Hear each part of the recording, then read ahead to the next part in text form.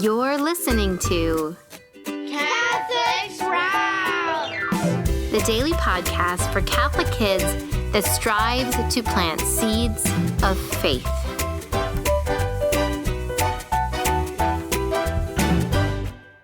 Hey there, Sprouts. My name is Matt Ingold from Metanoia Catholic, and I am back with you as your host this week on the Catholic Sprouts podcast. Today is Thursday, September 12th, 2024, and the Feast of the Most Holy Name of Mary.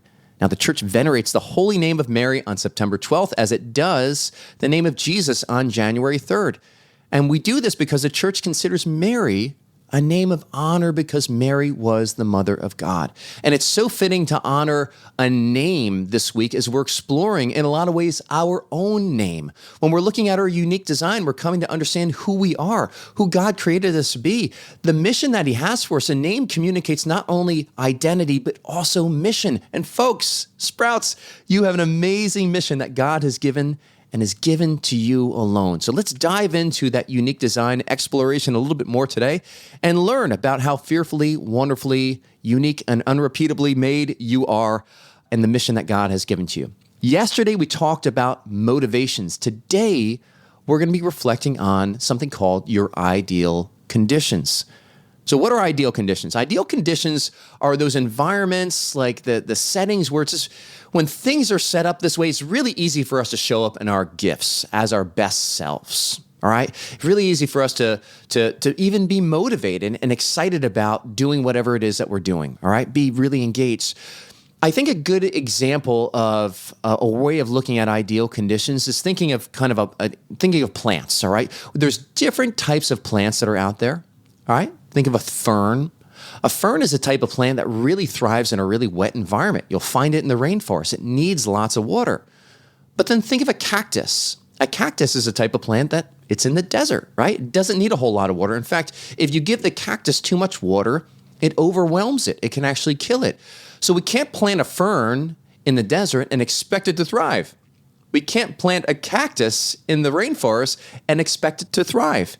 In the same way, our gifts, by God's design, do really well in some environments, and other environments, it's kind of hard for us to show up as our best selves. Okay. For example, I think of my daughter, right? So my daughter, she's young, 6 years old.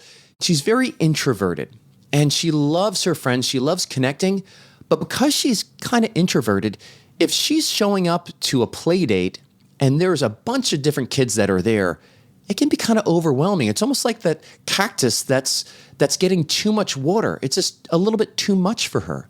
And so I find that she does better and she shows up better and she's calmer and more at peace when she just has one friend that she's interacting with. It's not that she's incapable of doing it other ways. I just find that she shows up a little bit easier and thrives a little bit better when she's one-on-one. I know even for myself, I'm thinking back to when I was in school and I would do a group project.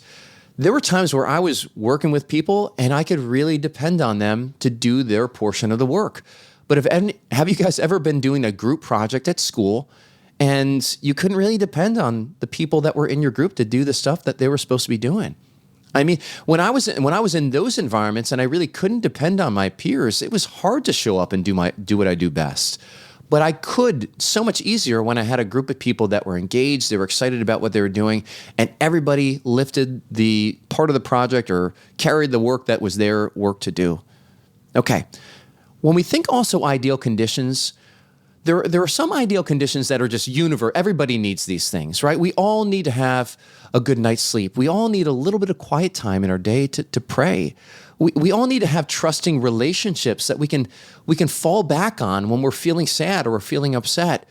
We all need these things, but there's also individually, we have some particular ideal conditions that really are tied back to the gifts that we have, right? They make it really easy for us to show up and do what we do best and stay motivated. Okay, I want to offer some examples of some ideal conditions now, and I want you to just sit and reflect on these things and think to yourself, okay, yeah, I love it when I'm in an environment that looks like that. I love it. It makes it easiest for me to show up peaceful and present and doing what I do best and loving one another people. And I'm at peace. I'm not feeling any sort of anxiety. That's what if I could create more of that, that's what I want. Okay. So as I name these things, I want you to just pay attention to where you feel like, oh yeah, I want to be there. I want to be there. Okay.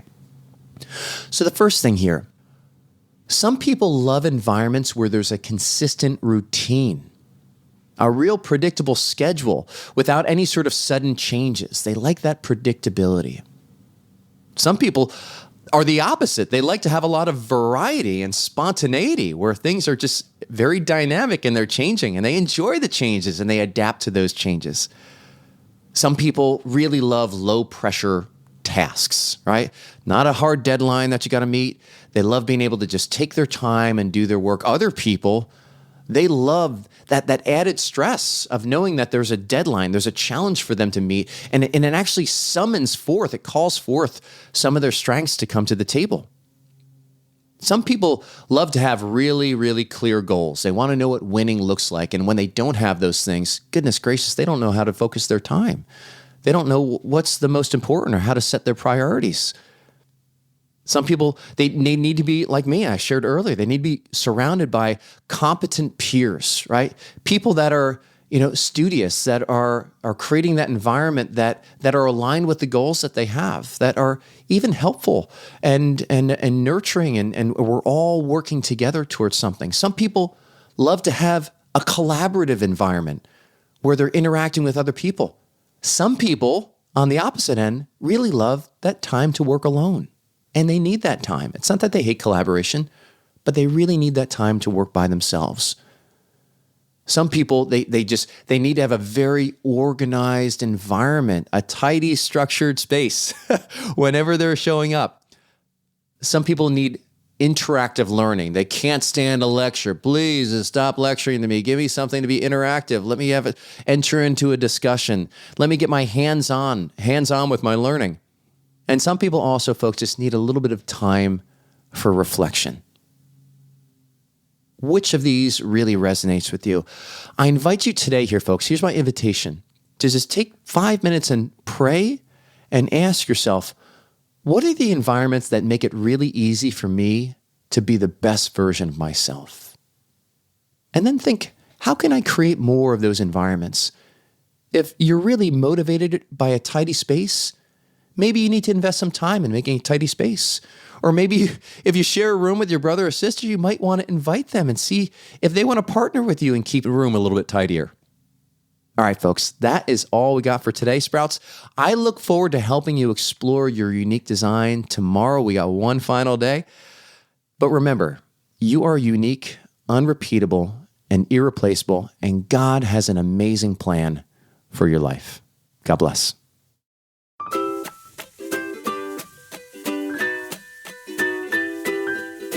That's it for Catholic Sprouts today.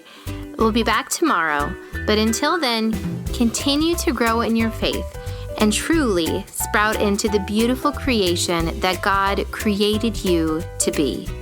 Hey parents, we all want our kids to be happy and holy, and one of the best ways that we can do that is by helping them to discover their unique design and their mission. And guess what? It starts with us leading by example. At Metanoia Catholic, we help people discover the unique way that God has designed them to bear His image to the world. And there's nothing more fulfilling than when you can live in your God-given unique design and your mission. And one of our favorite ways to help people explore this is by way of their temperaments. We offer a free temperaments assessment at CatholicCoaching.com.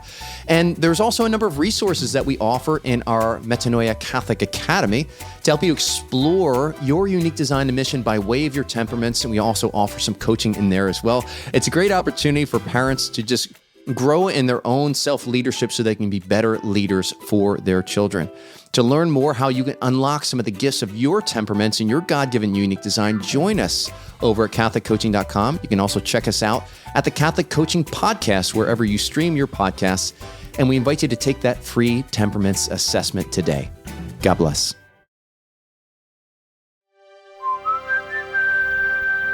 This podcast is part of the Spoke Street Network. For more great podcasts, visit spokestreet.com.